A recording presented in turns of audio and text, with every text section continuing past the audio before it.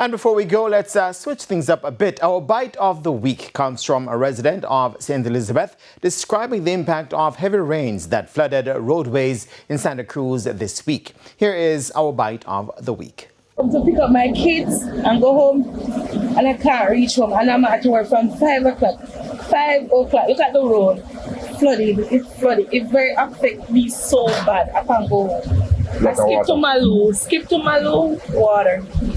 I am wet, I am soaked. Don't need to do something about the road.